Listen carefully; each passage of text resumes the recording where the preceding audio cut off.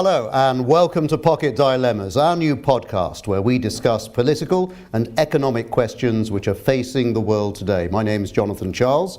We're live here at the headquarters of the European Bank for Reconstruction and Development, right here in the heart of London, before a live audience. I'm joined as well, as ever, by my colleague Kerrie Law, my partner in crime who helps us to tackle these dilemmas. And we certainly picked a tough one for the first one, Kerrie. The toughest dilemma of all, Brexit. What does it mean? Why has Brexit happened? What's it going to mean for our countries of operations? That's what we'll be finding out in this podcast. What are pocket dilemmas? Are algorithms biased? Robots take away your job? Do you trust cryptocurrencies? How do we bridge the pay gap? What is the future of poverty? This is Dilemmas at EBRD.com. That's going to be our Pocket Dilemmas series. There's a lot to do in the weeks ahead. We'll be hearing about many issues. Brexit is the first one.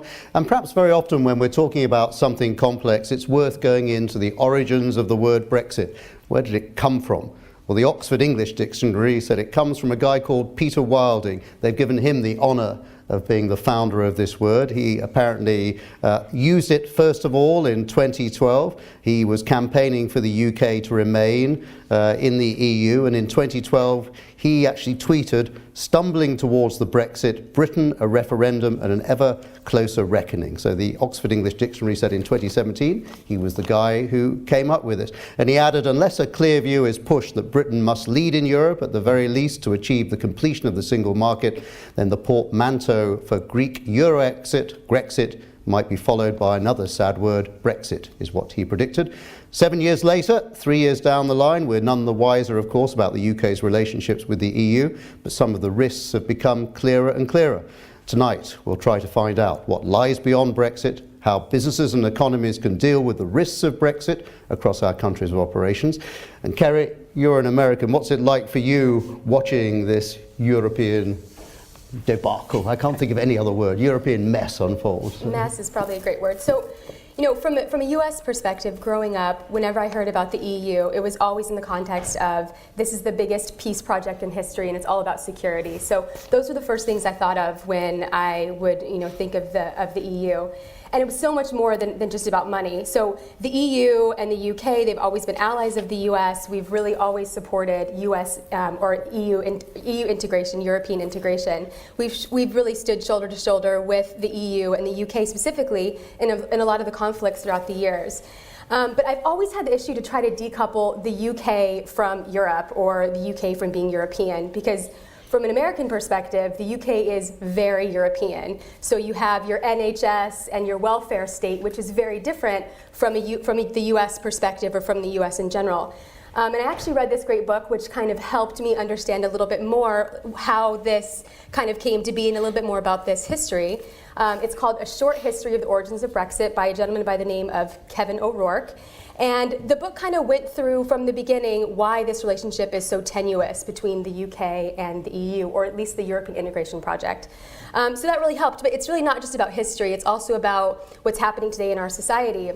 And this is where I can really draw some parallels to the US. So, in my country, there's a lot of inward looking. We have a lot of issues with people feeling left behind, an increase in inequality, possibly due to the financial crisis. We have a lot of anti-immigration sentiment that's very prevalent on the news. So there's a lot of that happening in the US, which is also happening here. So a lot of parallels between our countries. I like the sound of a short book on Brexit. It must be only a few thousand pages long now.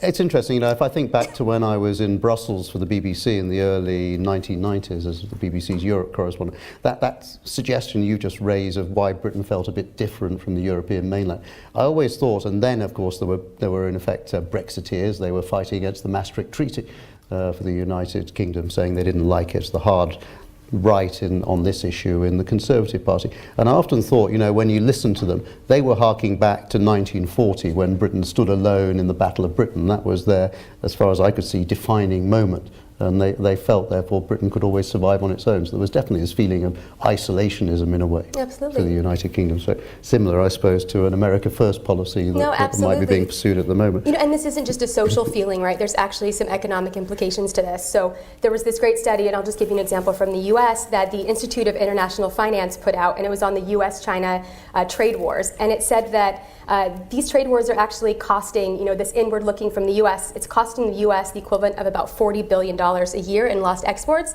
which is hurting the U.S. way more than it's hurting China at this point. So again, it's not just about sentiments, it actually has a real kind of economic bottom line impact. Yeah, and I think a lot of the Brexit costs obviously are very unclear for the United Kingdom at the moment, but we do have some estimates about what it means for the EBRD regions, the almost 40 countries that we deal with in this organisation. And as we'll be hearing, our economists predict that, for instance, cumulatively, the economic impact of a no-deal Brexit is projected to be the largest for economies of southeastern Europe, and that's mainly through disruption to trade links encompassing the UK and other advanced economies in Europe. There's impact as well on the EU accession reform momentum and a reduction possibly in the EU structural and cohesion funds which are available. So we're going to be looking at some of those issues as we go forward.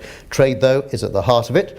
And that's what we'll be discussing in just a minute. Let me remind you, you are listening to Pocket Dilemmas, the podcast which explores the political and economic problems shaping our world. Review us on iTunes, email us at dilemmas@ebrd.com, follow us on Twitter @EBRD is our handle. Well, today we've got a great lineup of guests who will help us to figure it out.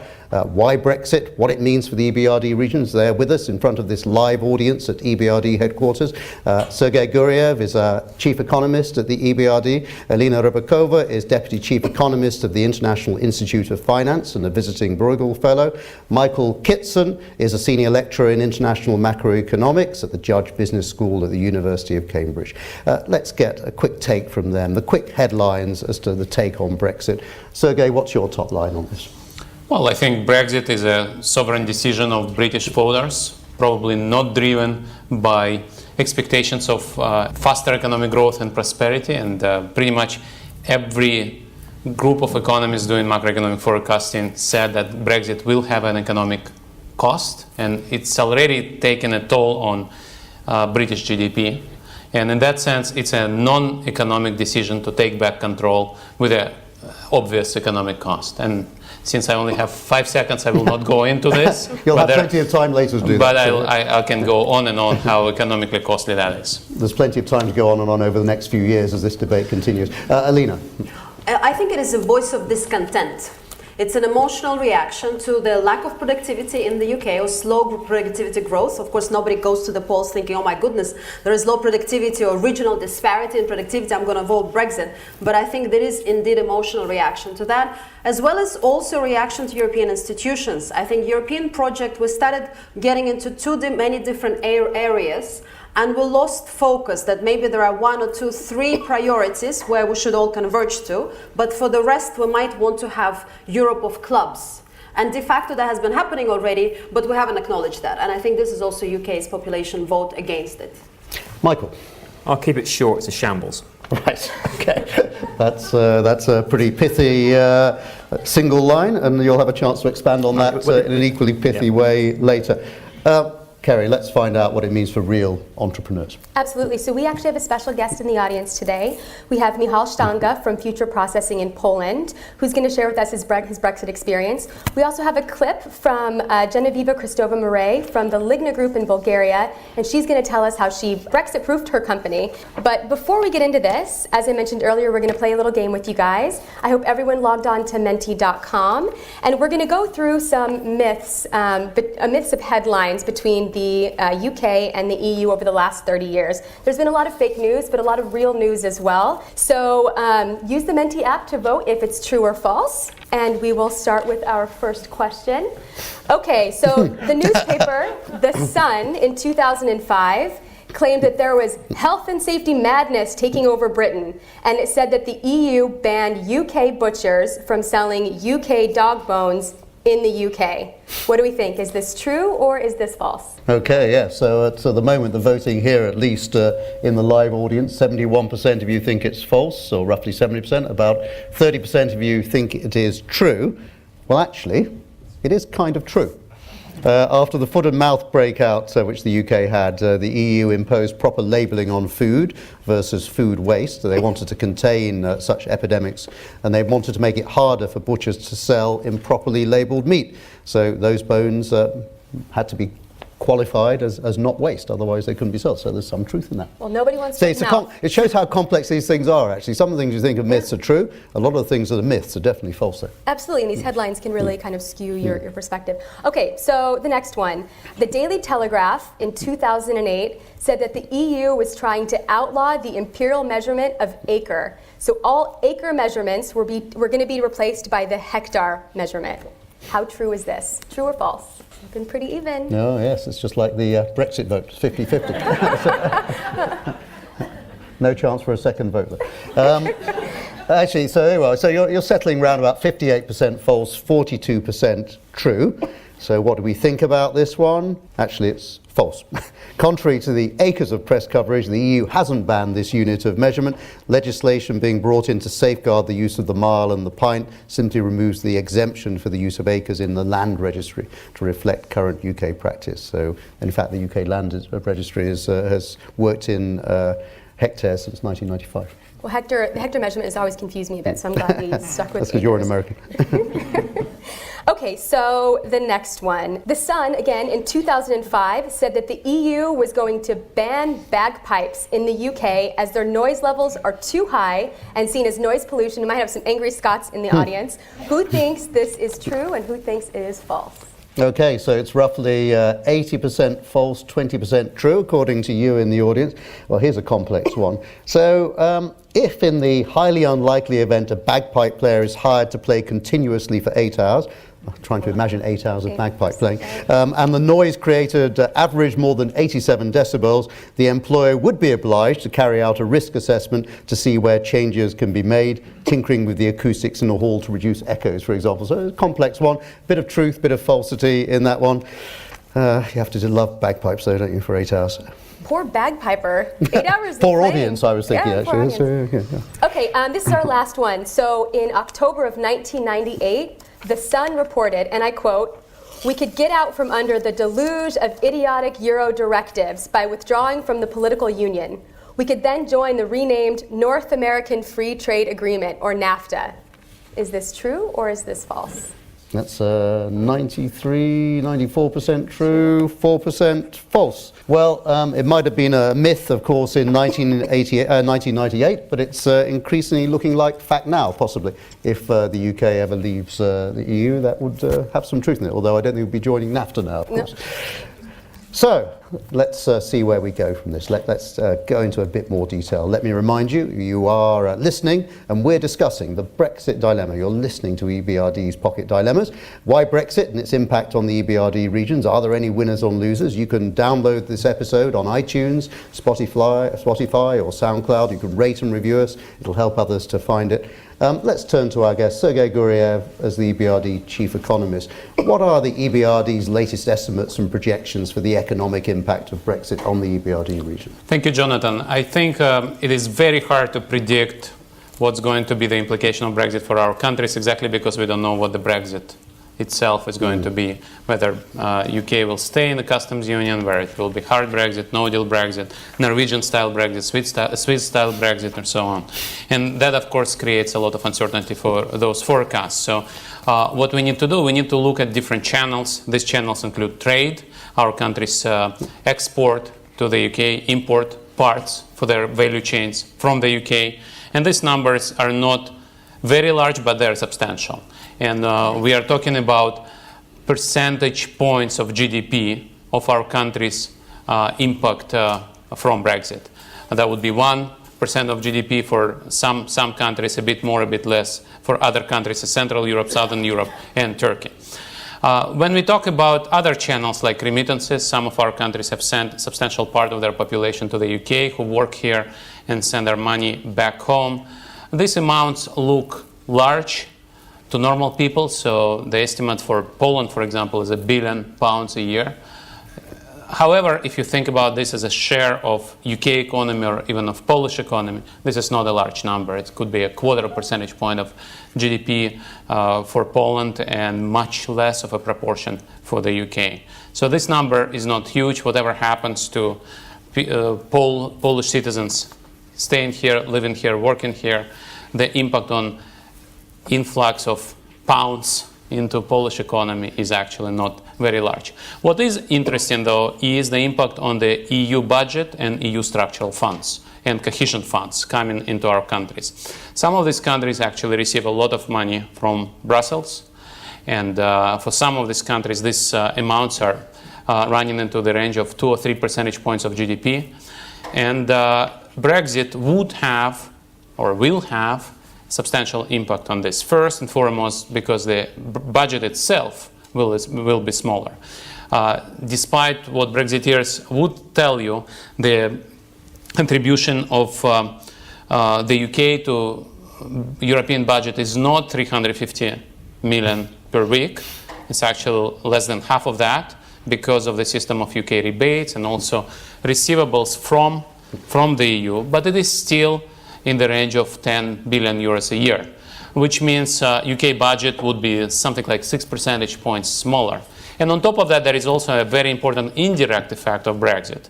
Britain is richer. Before Brexit, Britain is richer than average European country. That means when Brexit, or if Brexit happens, average European GDP per capita would go down. And suddenly, regions in Central Europe and Eastern Europe, which used to be below 75%, I'm going now in technical detail, but it's very important. If your region is below 75% of European level, you qualify for cohesion funds. And some Hungarian regions which seem to be poor today, after Brexit, may become more or less closer to the average and will not be eligible for the funds. So all these issues imply that some of our countries may actually lose quite a bit, and from some of our countries, the impact of Brexit may reduce the funds received from Brussels by a quarter, which will result in something like half a percentage point decline, in terms of half a percentage point of GDP decline of funds received from Brussels, which will probably have less of an impact on GDP, but still a substantial impact. All of that is still a small number as a percentage point of GDP relative to what Britain is going to suffer, and the current estimates, actually, you've not asked this question, but this question keeps coming up, so let me put it straight. The current estimates of economists and current consensus is that just in the 3 years since the referendum until now, not even thinking about what's going to happen afterwards, but by now Britain has been losing about 1 percentage point of GDP every year, which means instead of this Brexit bus telling you we will save 350 million per week, Britain has actually lost 350 million per week in GDP in the last 3 years. Yes, I noticed that figure the other day. It's quite a stark figure when you look at it. What about value chains, Sergei? And I'm thinking, examples I think you had, the bank has had in its work in this area. For example, a car components manufacturer in Slovakia, which would then be obviously a business in Slovakia doing very well, manufacturing car components. They make their way first to another EU country, to Germany, and then on to the United Kingdom. What's going to happen to that sort of business? So in our estimates, we look not just at the direct effect, but also indirect effect through value chains, European value chains. Like you said, many of our countries have actually embedded themselves to a great extent to European value chains, German value chains, but also British value chains. And we find that this indirect channel is important, but it's a second order impact relative to the direct impact. And since we mentioned US-Chinese trade war before, Kerrie was talking about impact of US-China trade war, I should say that all these impacts through European value chains will be still relatively minor relative to what we can see as a fallout of a full-blown US-China trade war. So when you think about Brexit being shambles or a disaster, it's all relative. So Sergei, would you say then you actually mentioned a lot about the employment within some of these countries, and what happens to, like, let's say Polish employment? So they're here in the UK. Some of them might be able to stay. Some can leave. Is the rest of the EU able to absorb some of these jobs? And are they going to be able to make up for this pay gap, assuming that they'll be able to go home to their home countries, presumably around the same amount of pay? Or what are your thoughts? So if people from Central and Eastern Europe who reside here go back to their countries will rejoice. They actually will be very happy to get those immigrants back. This is the loss of skill set they've suffered. These countries have been suffering from brain drain, and in our recent transition report we actually carried out an estimate of the impact of this exodus of East Europeans and Central Europeans into the West when Western labor markets opened for those workers, and we show that has a major negative impact on Central and East European firms' productivity. And so if these skilled workers go back, that will be actually a very big gift to those economies. There is not an issue of unemployment, but an issue of skills shortages and worker shortages. If you go to Hungary today, this is a number one issue. If you go to Poland today, it is not such a big issue because there are almost 2 million Ukrainians who've come to Poland to take up those jobs, which are now available, but Poles are all here, right? And then when you go to Ukraine, the return of skilled Ukrainians working in Poland. So you shouldn't really worry about those economies suddenly getting an unemployment hike because of skilled Polish workers and entrepreneurs coming back. Great. Michael, let's bring you into the conversation. So are there winners and losers with Brexit that you see? Are they the same winners that Sergei outlined? Well, I think there will be some winners, but they're vastly outnumbered by the losers. And it's very important to stress, of course, here that we're looking at EBRD countries, but the biggest loser, as Sergei mentioned, is the UK. And the second biggest loser is going to be Ireland, because the issues of proximity and the border. Those are the two countries going to lose the most. And then if we look at the three main channels through which I would argue Brexit is going to have a big impact. The first one is trade. I'm picking up what Sergei said. We're going to have more distortions in trade. Supply chains will be disrupted, particularly in the UK, and that's going to have an adverse effect on both trading partners. So trade is a lose-lose game if we have a Brexit.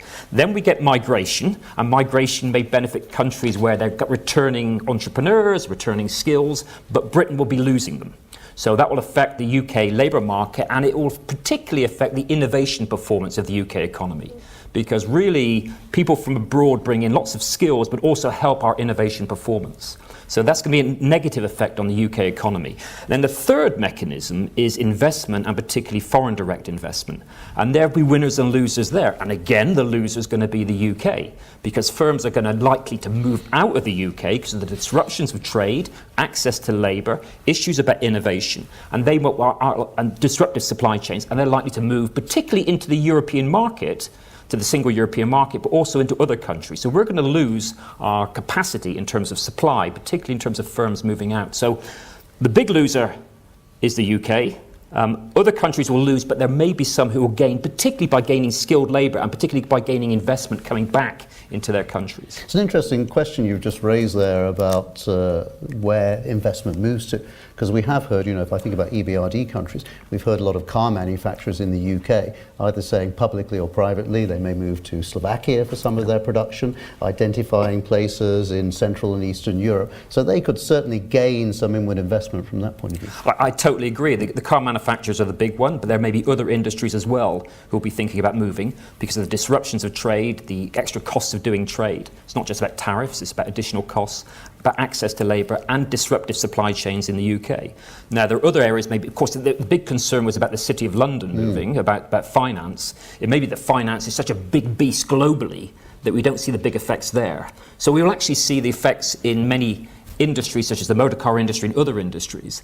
And if we're going back to the political economy of Brexit, the unfortunate thing in many cases is that many of the areas, I think, that voted for Brexit will actually be losing from Brexit in terms of job and loss of economic activity. So Elina, let's bring you in. So right now we're on course for a no-deal Brexit. And you've done a lot of work having to do with the WTO rules. People keep saying quite casually actually, we can just rely on WTO rules. What are your thoughts about that possibility? Well, I think the most important news flash here, there might be no WTO by the end of this year. So I would be careful relying on that. And the reason I say that, of course, we have the dispute settlement mechanism in the WTO, and of course we have technical details on how the tariffs on individual products will change. It's all fine and very interesting and important, but if there is no mechanism to settle disputes within that WTO, then there is no WTO. And as of now, out of the 7 judges which sit on the appellate body, I think there are only 3 left, and 2 of them retiring in December. That's it. So, for example, if in a certain dispute, one of the judges has a maybe personal connection or sort of an interest in, and they have to recuse themselves from judging, they already cannot carry out an assessment of that kind of dispute. The blocking of the appointment of this judge, it's already started, I think, already with the Obama administration, and of course continued with Trump. And as recently as this, a few months ago, Trump even threatened to either kick out China or take out the US from the WTO. So it's unlikely they're going to be approving any more judge appointments in the coming months. There have been a lot of efforts from different groups of the countries trying to propose the mechanism how to resolve it. Unfortunately, a revamping of the system would require a consensus. So that means all of the over 160 members of WTO would have to agree. That seems unlikely. You could try to tweak the appellate body regulations and maybe sort of do a patch up, and this way have the body continue functioning. For now, they don't seem to have agreed. So I think that's the very important technical, well, no, existential element of falling back on the WTO. Are there any advanced countries, by the way, that trade on WTO rules alone? I think there are some of the cases where UK already has, or part of the European Union has this open WTO relationship where there is no free trade agreement. That is, but presumably with very small economies. Well, I think that generally, yes, there are more smaller cases. That's for sure. And that's one element. The second element is the national security issue. And in economics, we haven't been thinking about national security since the 30s probably, or the Cold War. It's not a very lively part of literature in economics. But if you look at the national security strategy of the United States, in I think 2017, the one was published, China, trade with China, trade imbalance with China is a national security issue for the US. That's another news flash. So within that circumstance, to be the smaller country, of course, UK is a very important market, but nonetheless a smaller market, when these big powers are going for sort of tectonic shifts in the relationship and invoke a national security clause, and that's exactly what US invoked with the steel tariffs, I think it is very dangerous. That's the second concern. Okay, Michael, I mean, just do you think, we hear a lot from politicians, don't we, about, certainly from the European Research Group and from their ilk about falling back on WTO rules. Surely we can have a no deal, we can fall back on. They always quote Article 24 of the WTO, misquote Article 24. Do you think it's possible for a major economy like the UK to trade on WTO rules? We could resort to WTO rules, but what I think is important to stress is that this is going to bring in extra frictions and hurdles to trade. There's a group that advocate this called Economist for Free Trade. WTO rules is not going to be about free trade. It's going to cause distortions to free trade. First, the UK will, of course, introduce tariffs. It's indicated that it's going to introduce 13% on imported goods, which is a reduction. It's about 20% now, but the UK will have tariffs. The UK will face tariffs. It will also face tariffs into the EU, will make it more difficult to trade. There will be quotas in some areas. There'll be increasing customs regulations. All of these things will make trade more difficult within WTO rules. Now, we can say, well, then we can negotiate our own free trade agreements, which are an improvement over WTO rules. Not as good as a customs union or a single market, but they're an improvement. But these take a long time to organise. Economists just think you just go out and organise a free trade agreement. You don't. It takes an awful long time. So we have to negotiate a trade agreement with the EU.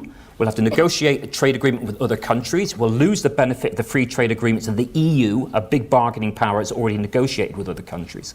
So this will be a long time and cause major distortions to Britain's trading performance. This is not about moving towards free trade. It's actually moving away from a form of free trade and will make it very much more difficult for the UK to trade and will have some adverse effects, of course, on our trading partners.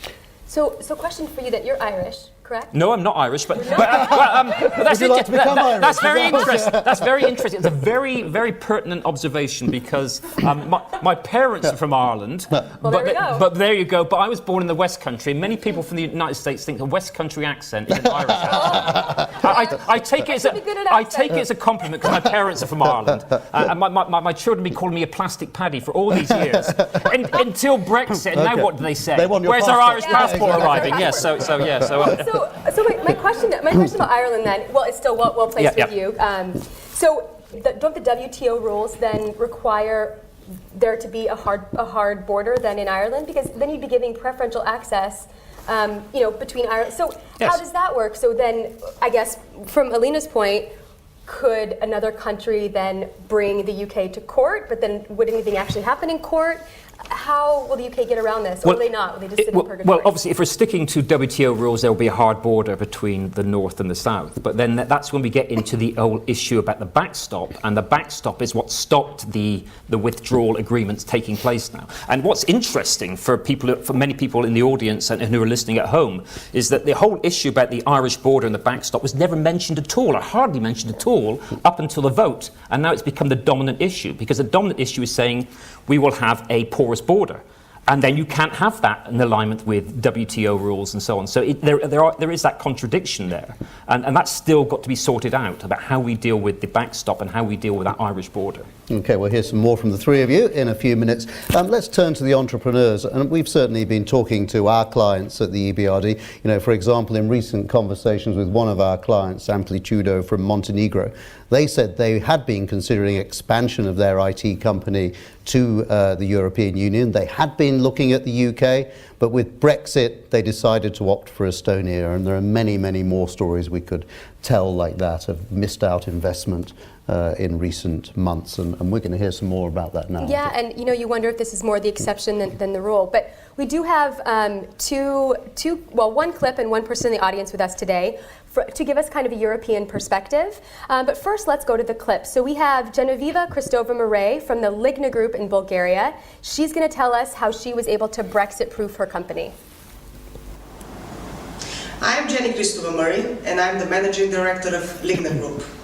Ligna Group is a contract furniture company set up back in 2005. So now over all these years we've been dealing in the contract furniture industry in the hospitality world, furnishing hotels as Marriott, Hilton, Accor and many others.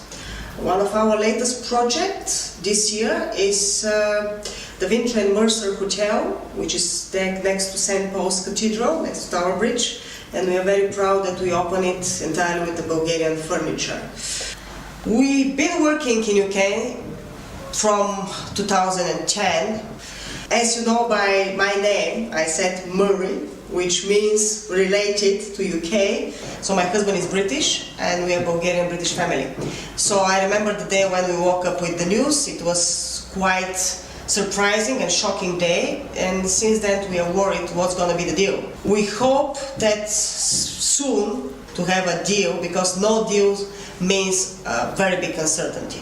The uncertainty means, especially in the hospitality industry, all the investors stopping their plans for further expansion in hotels and, or shifting their investment plans somewhere else, which is affecting our industry.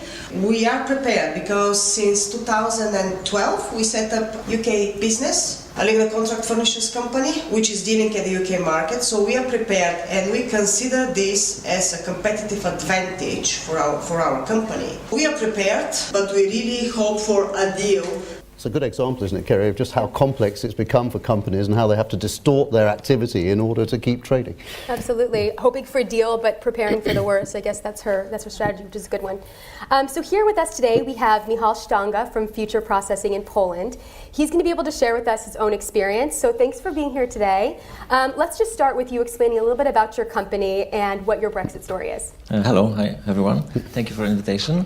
What we do, we work with UK companies for almost 20 years now. We started in the UK market, and we provide bespoke software solutions for large enterprises here in the UK. We specialize in solving your business problems through technology, through IT, and we formed a number of long-term relations with clients in the UK that are based on mutual trust, agreement, and openness.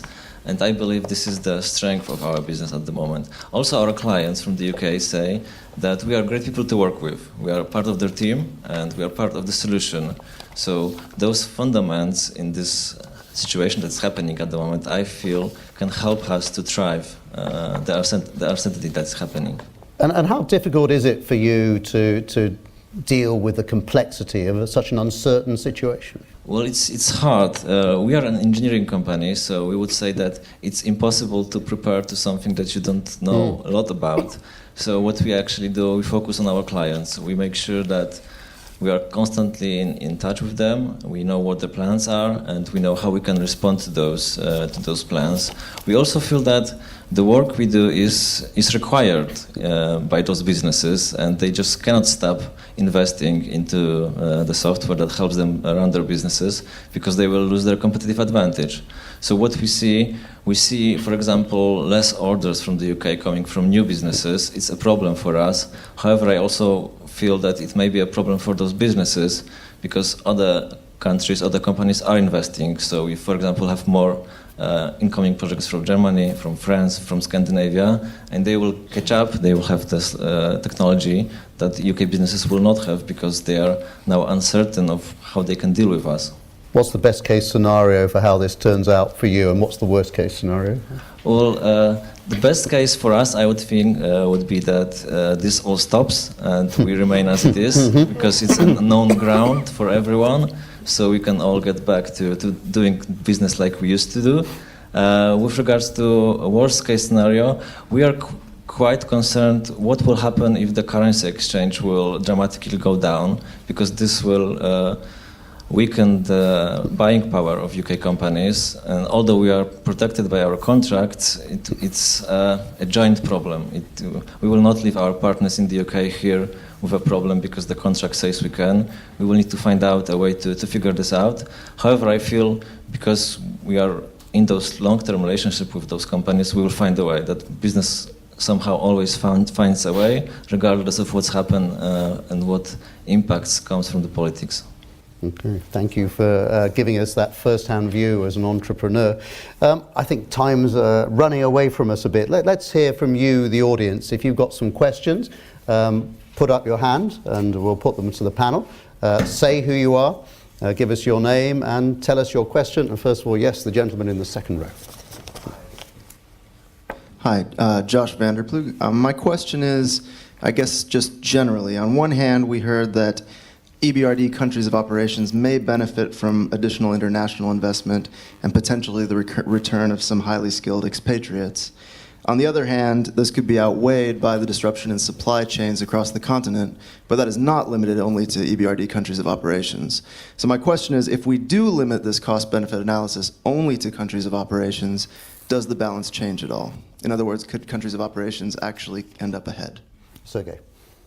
Well, you can imagine a scenario where UK trade with the EU is diverted to some other places, for example, Tunisia and Morocco, and these countries may benefit. So whenever you have trade disruption, you also talk about trade diversion, and countries the trade is diverted to, you can imagine that they benefit.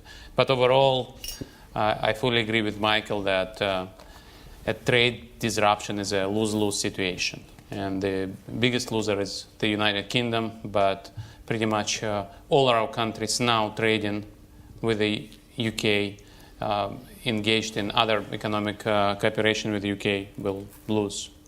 That's for sure. Thank you. Lady just over here in the front row.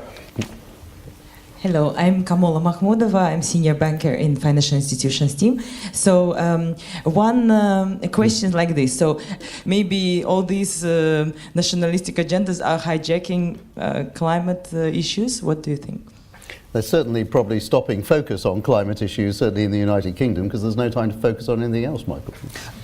I think so. I mean, one of the biggest problems for the UK is that we're so preoccupied with Brexit, we're not looking at anything else. All the big issues, whether it be climate change, education, health, all of those issues are being put on the back burner. Two underlying problems. We've suffered an economic shock in 2007, 2008. When you have an economic shock in many economies, including the UK, you blame others. You blame other countries, you blame trade, you blame foreign firms, and you blame immigrants. We saw it in the 1930s with dreadful repercussions. We saw it in the 1970s, and we've seen it after the recent financial crisis, blaming other people. And another issue is it's not about the EU; it's about the developments of the global economy. The world's become more integrated over the past 20 or 30 years, and some countries have done very well because of this. But in terms of within countries, the top 1% in Europe and North America have done very well.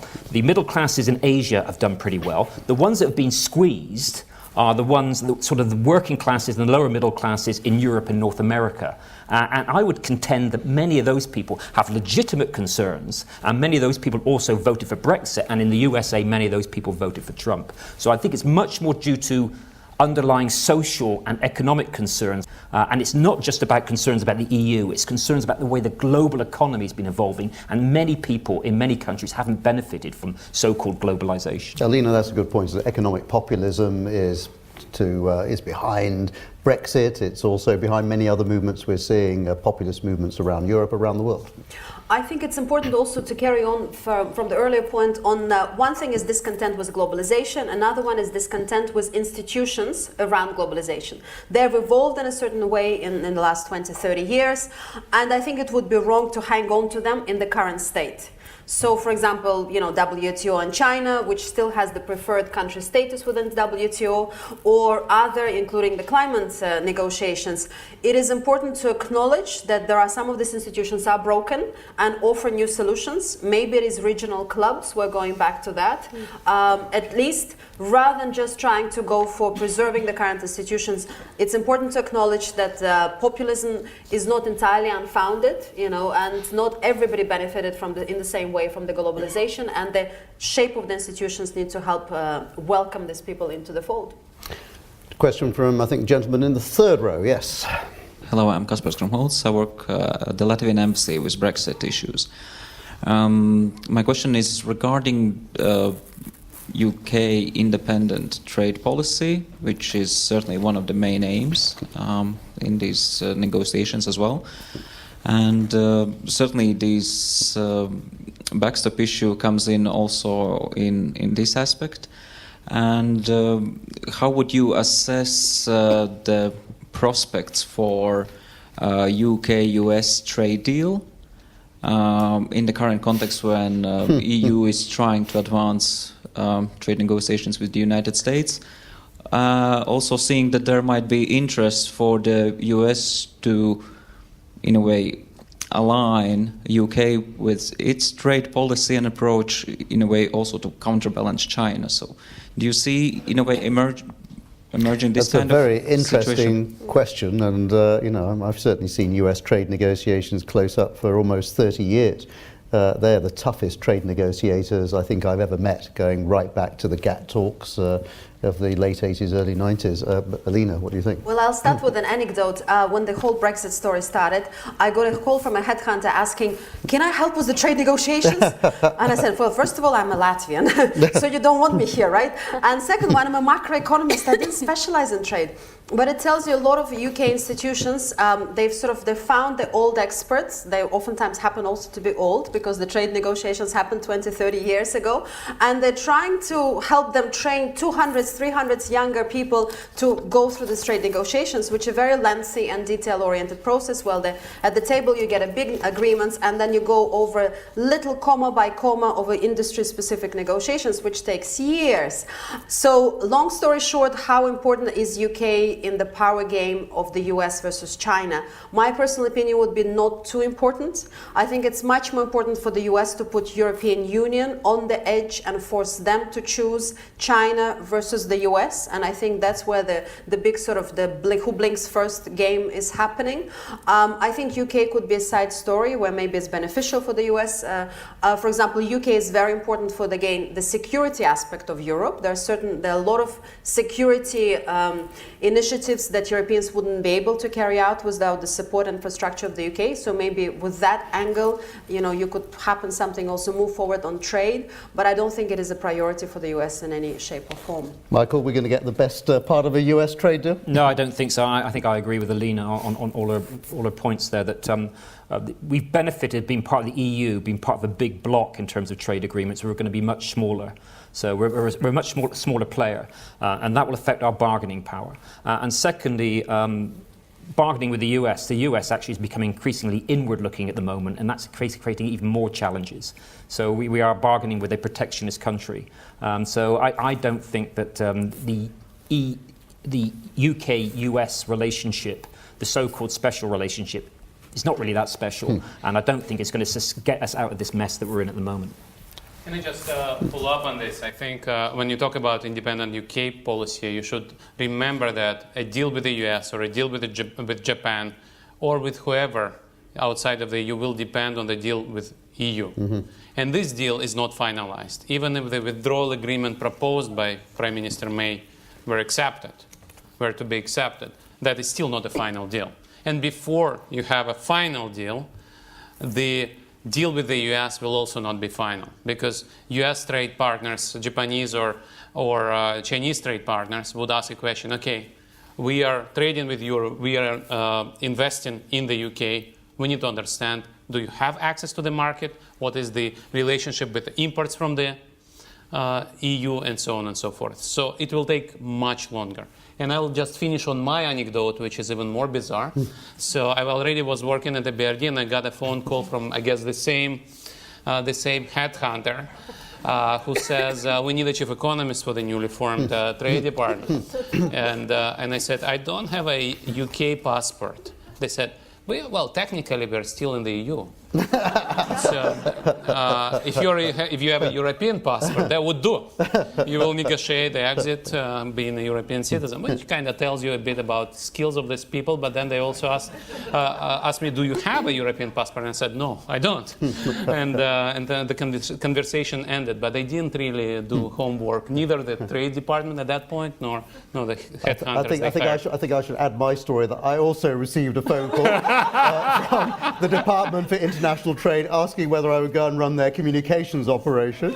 After I'd finished laughing for a considerable length of time, I pointed out that probably my views were probably not Liam Fox's, the Secretary of State for Department for International Trade. But I do have a UK passport. No one called me, so okay. I'm feeling I'm sure they'll get round to it, don't worry. It's coming, it's coming, Kerrie. The phone calls will come, I'm sure. Thanks to the audience for their questions. So I have one last question, actually, for these three panelists up here. You guys are experts and have been really informative. So if you had to go work for the UK Brexit department, there might be some openings soon, and you had to start tonight, what would your three priorities be over the next 6 hours, 6 weeks, 6 months? And let's start with you, Michael. First of all, negotiate a customs agreement. That would be probably the first point. Second, start negotiating of a free trade agreement. That's going to take a long time. You certainly wouldn't be accomplished within 6 months. And third, and perhaps most importantly, I'd ask to be moved to another department. Yes. because of the challenges of that department. But nothing's going on in this country apart from Brexit. We need to think about the environment, we need to think about health, we need to think about education, we need to think about crime and infrastructure. We need to start doing all those things a modern state should be doing, and not completely preoccupied with Brexit. And many people in the room will know virtually all the civil servants are now completely preoccupied with Brexit. So let's get Brexit sorted out, hopefully, and then get on running a modern state. Absolutely. Elina? Well, I think just prepare for the extreme scenarios, because as each day passes, it's more likely that we'll have a second referendum or we have a crash-out Brexit, although it seems maybe not in the coming days and weeks. So I think that's probably the range of scenario just widens, and I think that makes it tricky. And second, get a cat and call it Brexit. Cat that never goes out. I would try to specify the real trade-offs that politicians need to present to the people. So certain things, unfortunately, are not compatible. If you want to have a trade agreement, you need to accept that there'll be somebody which will adjudicate the trade disputes. And in that sense, if you want to take back control fully, you need to be prepared that certain things you will not be able to do. You also need to remember that Ireland is part of European Union. So if you want a wall with the European Union, you will have a wall with Ireland. And further on, there are too many things which people who promoted Brexit took for granted, thinking about eating the cake and having it at the same time, and we economists don't believe it's feasible. Excellent. Well, you guys may be getting a call then from the UK Trade Department or the UK Business Department here shortly. So, Jonathan, our Brexit dilemma, where are we on it? What are your takeaways? I think it's been a really interesting discussion. I think, I agree. There's no doubt the big loser in the wrong sort of Brexit or in any sort of Brexit is undoubtedly the United Kingdom. I think it is complex for EBRD countries of operations because undoubtedly the disruption will cause them issues. We've heard from entrepreneurs. We often hear from government ministers worried about all the implications of that. There is a potential clearly for some EBRD countries of operations to pick up some inward investment. Some will undoubtedly move to manufacturing bases in some EBRD countries of operations because they do have a skill set which is in demand. They do have experience, for example, on Slovakia, as we've talked about, in the motor industry, certainly has a lot of expertise. So you can see there's some upside in some sectors of the economy. But overall, this is an ill wind that blows nobody any good. I think that will be my feeling at the end of all this. Absolutely. I mean, I'm generally a pretty positive person, overly optimistic, annoyingly optimistic. I'm a grumpy old guy, so I'm not one. But, I don't really know how to feel about this. I don't really feel super optimistic about it. I mean, it's very clear that there are going to be widespread implications on the supply chains throughout our countries of operation. And it's going to have effects on more than just a few sectors, possibly dramatic effects. So I don't really know how to feel. I'm going to stock up on toilet paper, maybe some French wine, and huddle down and watch the entertainment that is the House of Commons. Thank you very much, Kerrie. Thanks to all our guests for a great discussion. Thank you for the audience as well. It was great to have you here, this live audience. You can listen to Pocket Dilemmas, of course, our podcast which explores the political and economic problems shaping our world. Review us on iTunes. We'd love that. Email us at dilemmas@ebrd.com.